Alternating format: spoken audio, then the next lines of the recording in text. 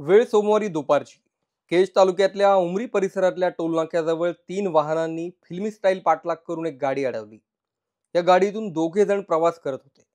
एकाला मारहाण करून तिथेच सोडलं तर दुसऱ्याला घेऊन पाठलाग करणारे अपहरणकर्ते पसार झाले. काही वेळातच म्हणजे पुढच्या 3 तासातच अख्ख्या जिल्ह्याला सुन्न करणारी बातमी समोर आली. ज्या व्यक्तीचं अपहरण झालं होतं त्यांचं नाव होतं संतोष देशमुख. मस्साजोग गावच्या या सरपंचाचा मृतदेह दैठणा गावाजवळ सापडला. बीडमधल्या या हत्येची स्टोरी पाहिल्यानंतर तुम्हाला यूपी बिहारमधले क्राईम सीन आठवल्याशिवाय राहणार नाहीत. या घटनेला किरकोळ वाद कारणीभूत असल्याचं सांगितलं जात आहे. पण तो वाद नेमका काय होता आणि यानंतर बीडचे खासदार बजरंग सोनवणे यांनी कुणाकुणाचं नाव घेतलंय त्याचीच माहिती तुम्हाला या व्हिडिओत मिळणार आहे. व्हिडिओला सुरुवात करण्यापूर्वी एक महत्त्वाची आठवण, हे चॅनल तुम्ही अजून सबस्क्राईब केलेलं नसेल तर सबस्क्राईब जरूर करा. संतोष देशमुख सरपंच या नात्याने गावातल्या वादात मध्यस्थी केली आणि तीच जीवघेणी ठरली. बीड जिल्ह्यात सध्या सगळीकडे पवनचक्क्यांची कामे चालू आहेत. लाखोंचं महागडं साहित्य गावागावांमध्ये येऊन पडलेलं आहे. यावरूनच अनेकदा ठेकेदाराला धमकावून खंडणी उकळण्याचे प्रकारही होतात. केज तालुक्यात सध्या जे काही पवनचक्कीचं काम सुरू आहे त्याचं साहित्य मस्साजोग गावात ठेवण्यात आलेलं आहे. याच ठिकाणी टाकळी गावचे 4 जण शनिवारी म्हणजे 6 तारखेला आले. आत जाण्यासाठी वॉचमन सोबत हुज्जत घातली, वाद झाला आणि हाणामारीत त्याचं रूपांतर झालं. वाद सोडवण्यासाठी गावचे सरपंच संतोष देशमुख तिथे आले आणि त्यांनी वादही सोडवला. या प्रकरणी कंपनी अधिकाऱ्याच्या तक्रारीवरून टाकळी गावच्या अशोक घुले, सुदर्शन घुले, प्रतीक घुले आणि अन्य एकावर गुन्हा दाखल झाला. हा विषय इथेच मिटलाय असं देशमुखांनी जरी समजलं असलं तरी याचा दी एंड अजून बाकी होता. शनिवारच्या घटनेनंतर देशमुख जेव्हा आपल्या मित्रासोबत मस्साजोगला परत येत होते तेव्हा त्यांचा 3 गाड्यांनी पाठलाग केला आणि रस्त्यातच त्यांना अडवलं. गाडीतून मारहाण करत बाहेर काढलं आणि अज्ञात स्थळी नेलं. सायंकाळच्या वेळेला अपहरणाचा गुन्हाही दाखल झाला. शोधाशोध सुरू असतानाच दैठणा गावाजवळ देशमुखांचा मृतदेह आढळून आला. शनिवारची घटना आणि सोमवारी झालेली हत्या यांचा थेट संबंध पोलिसांनी अजून जोडलेला नाहीये, पण त्या दिशेने तपास सुरू आहे. बीडचे खासदार बजरंग सोनवणे सध्या दिल्लीत आहेत आणि त्यांनी एक व्हिडिओ मेसेज पाठवून काही राजकीय आरोप केले. या माझ्या बीड जिल्ह्यातील केज तालुक्यामधील मस्साजोग या गावचे सरपंच जे आहेत संतोष देशमुख यांचा आता डायरेक्ट मृत्यू झालेला आहे. त्यांना दुपारी 3 वाजता केजच्या टोल नाक्यावरून उचललं गेलं, त्यांचं अपहरण केलं गेलं आणि त्यांना केज तालुक्यातील दैठणा या गावी त्यांचा मृतदेह 6:30 वाजता टाकला असा एक माहिती कळती. त्याच्यानंतर मला ही माहिती तशी 3:30-4 वाजता कळालेली होती. मी तेव्हापासून एसपीना फोन लावतोय.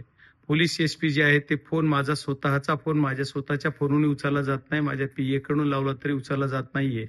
तिथं जी पीआय आहेत माझं, त्यांच्याशी मी आता बोललेलो आहे आणि या घटनेचा मी पहिल्यांदा निषेध करतो. बीड जिल्ह्याचा खासदार या नात्यानं अशा ज्या घटना घडतात ह्याच्या पाठीमागे ह्याचा करता धरता कोण आहे?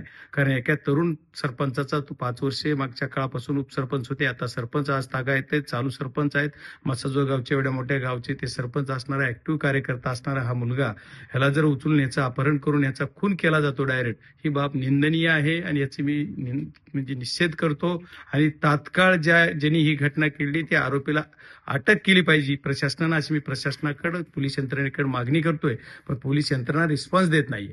पण याच्या पाठीमाग कारण काय हे कळालंय? याच्या पाठीमागचं कारण असं प्रथमदर्शी असं कळतंय की तिथं विंड मिल म्हणजे त्या पवनचक्क्याच्या ज्या टावर बसवले उभे केलेले आहेत त्याचे एक सबस्टेशन आमच्या मस्साजोग गावी आहे. तिथल्या काही लोकांना त्या पवनचक्कीवाल्याच्या खंडणी घेणे वगैरे असे प्रकार आमच्या बीड जिल्ह्यामध्ये बऱ्यापैकी घडतात आणि त्याच्यातून त्याच्या सूत्रधार कुठेतरी वेगळ्याच बाजूतून कुणीतरी एक प्रमुख माणूस असतो, त्याचे कॉन्टॅक्ट असतात, त्यांचे मोबाईल कॉन्टॅक्ट डिटेल्स घेतले पाहिजेत.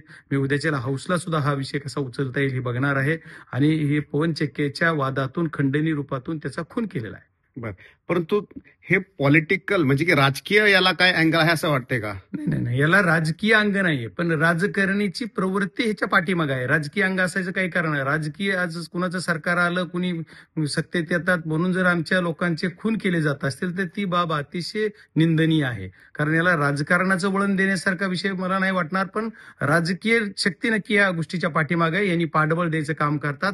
ह्या ज्या लोकांनी केलं या लोकांचे लवकरात लवकर तपास करून करून त्या लोक कुणाचे संबंधित आहेत आणि त्यांचे कॉल लेटर घेतले पाहिजेत आणि कॉल डिटेलमधून जे कोण त्याच्या पाठीमागं आहे त्यांच्यावर गुन्हा नोंद झाला पाहिजे.